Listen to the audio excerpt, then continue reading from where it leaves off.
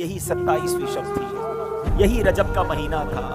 میرے آقا حضرت ام ہانی رضی اللہ تعالیٰ عنہ کے گھر آرام کر رہے ہیں کہ جبریل امین جو فرشتوں کے سردار ہیں نبی پاک کے دربار میں آتے ہیں، آرام سے جگاؤں کیسے؟ رب کا حکم ہے کہ محبوب کو بلایا جائے، مگر محبوب آرام کر رہے ہیں۔ یہ وہی آرام ہے، نہ جگانے پر صدیق اکبر نے نماز قضا کر دی تھی، نہ جگانے پر سیدنا صدیق اکبر نے سانپ کا ڈس جو ہے وہ برداشت کر دیا تھا، جگایا نہیں۔ اور مولا علی نے دیکھا کہ عصر کی نماز جاتی ہے تو چلی جائے، آقا کے آرام میں خلل نہ آئے، اب جبریل امین کو جگانا ہے۔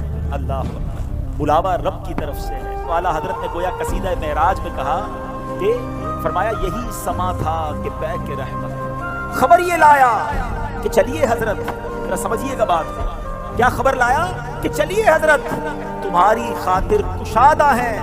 کیا کشادہ ہے؟ جو کلیم پر بند راستے تھے نبی پاک کو حدیث میں لایا، وہاں نبی پاک کے سینہ اقدس کو چیرا گیا اور اس میں نور کی برسات کی گئی، حکمتیں داخل کی گئی، پھر سینہ اقدس کو بند کر دیا گیا۔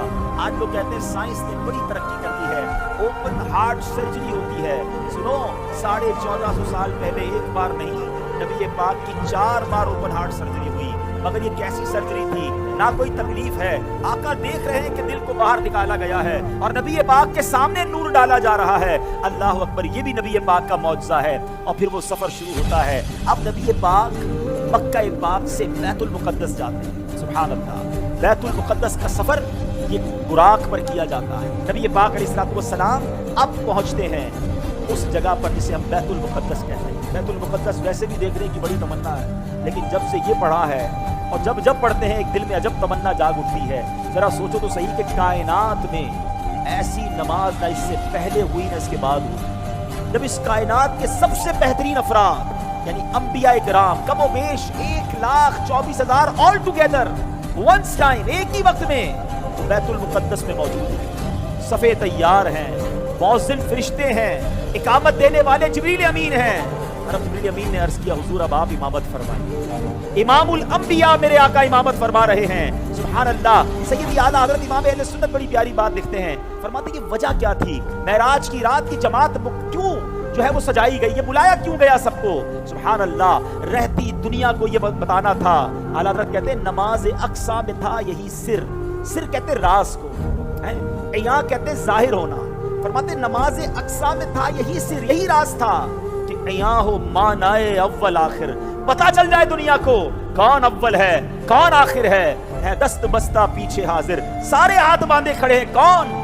جو سلطنت آگے کر گئے تھے۔ اقصیٰ میں سواری جب پہنچی، اقصیٰ میں سواری جب پہنچی، جبریل نے بڑھ کے کہی تکبیر۔ اقصیٰ میں سواری جب پہنچی، جبریل نے بڑھ کے پڑھی تکبیر۔ نبیوں کی امامت اب بڑھ کر سلطان جہاں فرماتے ہیں، اللہ اللہ کہو، اللہ اللہ اللہ اللہ اللہ اللہ کہو، اللہ اللہ۔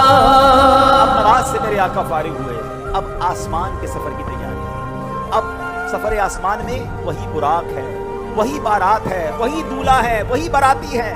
آن کی آن میں پہلا آسمان آ گیا اور اللہ کے حبیب کا یہ سفر کتنا فاسٹ ہوا، نبی پاک آگے بڑھتے گئے، اب سدرۃ المنتہا آ گیا۔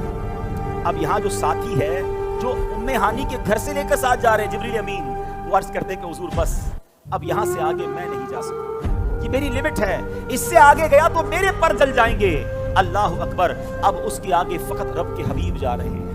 یہ وہ مقام ہے کہ جبریل امین بھی پیچھے رہ گئے۔ اللہ اکبر، اب جناب نبی پاک علیہ الصلوۃ والسلام جب آگے جاتے ہیں، جبریل ٹھہر کر سدرا پر بولے جو بڑے ہم ایک قدم، جل جائیں گے سارے بالوں پر، اب ہم تو یہیں رہ جاتے ہیں۔ جبریل ٹھہر کر سدرا پر بولے جو بڑے ہم ایک قدم، چل جائیں گے سارے بالوں پر، اب ہم تو یہیں رہ جاتے ہیں۔ اللہ اللہ کہو، اللہ اللہ اللہ اللہ اللہ اللہ کہو، اللہ اللہ۔ نبی پاک کا جو اگلا سفر ہے نا، اس کے بارے میں کوئی کچھ نہیں بتا سکتا کہ وہاں کیا ہوا, کتنی دیر دیدار ہوا, اللہ نے اپنے حبیب کو کیا دیا, حبیب پاک نے کیا لیا. وہ ایسی راز کی باتیں ہیں, وہ ایسی کرم کی باتیں ہیں کہ جتنا اللہ کریم نے قرآن میں بتایا اور جتنا حبیب پاک علیہ السلام نے ہمیں آ کر بتایا, اس کے علاوہ کوئی اس کے بارے میں نہیں جانتا. تو اب یہ وہ سفر ہے میٹھے اسلامی بھائیوں کہ جب نبی پاک علیہ السلام یہ سفر کر کے واپس آئے, یہ عظیم سفر ہے, جنت کے طبقات دکھائے, جہنم کے مشاہدات کیے, آل ٹوگیدر جب یہ سفر کر کے نبی پاک واپس آتے ہیں. آج لوگ کہتے ہیں جناب کہ بڑی سائنس نے ترقی کر لی ہے, بڑا مہینوں کا سفر دنوں میں, دنوں کا سفر منٹوں میں طے ہوتا ہے. لیکن میرے آقا کے اس سفر میں جس میں ہزاروں سال کا یہ ٹریول ہے, علماء کہتے ہیں اگر اس کو لاجیکلی کیلکولیٹ کریں نا تو یہ کئی ہزار سالوں کا سفر بنتا ہے. مگر نبی پاک جب واپس آئے تو جو دروازہ کھولتے وقت کنڈی ہل رہی تھی وہ اب بھی ہل رہی ہے. جو بستر چھوڑ کے میرے آقا گئے وہ بستر اب بھی گرم ہے. آقا نے وضو کیا تھا, وضو کرتے زمین پر پانی بہتا ہے. راوی لکھتے نبی پاک آئے وہ پانی ابھی بھی بہ رہا تھا. تو ہو سکتا ہے آج کا یہ ماڈرن دور کوئی ماڈرن نوجوان آ کر کہے, سائنسدان آ کر کہے کہ جناب اب تو سائنس نے اتنی ترقی کر لی, تمہارے نبی تو اونٹوں اور گھوڑوں پر سفر کرتے تھے, آج اب جناب چاند پر پہنچ گئے, مریخ پر پہنچ گئے, بڑا راکٹوں کا زمانہ آ گیا ہے, سپر سونک ایئر کرافٹ بن رہے ہیں, آواز کی رفتار سے زیادہ تیز طیارے بن گئے. بتاؤ کیا اسلام میں تمہارے نبی کے پاس کوئی ایسا معجزہ ہے جو آج کی سائنس کو جواب دے سکے؟ اللہ اکبر. سنو تو صحیح, ہزاروں سال کا سفر کر کے میرے آقا آتے ہیں اور کنڈی ابھی ہل رہی ہے. گویا ہوا یہ کہ کم وقت میں نہیں بلکہ نبی پاک نے یہ سارا سفر نو ٹائم میں کیا, وقت وہی ٹھہرا ہوا تھا. ماجرا یہ ہے, اب عشق والا جواب سن لو. دراصل بات یہ ہے کہ میرے آقا تو سارے جہان کی جان ہے نا, جب جان چلی گئی تو جہان رک گیا تھا. آقا واپس آئے, جہان نے پھر چلنا شروع کر دیا. اعلیٰ حضرت کہتے ہیں نا, وہ جو نہ تھے تو کچھ نہ تھا, وہ جو نہ ہو تو کچھ نہ ہو, جان ہے وہ جہان کی, جان ہے تو جہان ہے.